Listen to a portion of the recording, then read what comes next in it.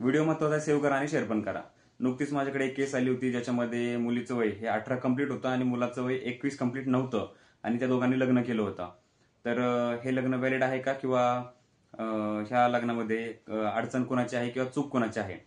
तर पोलिसांकडे जेव्हा हा मॅटर गेला तेव्हा पोलीस मुलीच्या आईवडिलांना म्हणत होते, कंप्लेंट घ्यायला त्यांनी एकतर नकार दिला आणि सांगितलं की मुलीचं वय 18 कंप्लीट आहे आणि मुलगी मेजर आहे आणि मुलाचं वय 21 कंप्लीट नाहीये, म्हणजे मुलगा लग्नासाठी पात्र नाहीये, त्यामुळे मुलगी ही गुन्ह्यात सापडते आणि मुली चूक आहे असं पोलिसांनी सांगितलं। परंतु असं काही नाहीये, कारण लग्नाचं वय आणि मेजॉरिटीचं वय हे वेगवेगळ्या गोष्टींवरती आधारित केलेलं किंवा नेमलेलं आहे। त्यामुळे दोघांचंही 18 कंप्लीट असल्याने दोघंही मेजर आहेत आणि दोघांनाही विचार करण्याची क्षमता त्यांची आहे। त्यामुळं मुलीने आपलं जे वय होतं, लग्नाचं क्रायटेरिया होता 18चा, तो पूर्ण केलेला आहे, त्यामुळे मुलगी गुन्ह्यात सापडत नाही। मुलाचं वय 21 कंप्लीट नाहीये, त्यामुळे मुलगा गुन्ह्यात सापडतो आणि त्याची चूक आहे, त्यामुळे शिक्षा ही मुलाला होईल, मुलीला नाही। आवडला असेल तर लाईक करा, शेअर करा।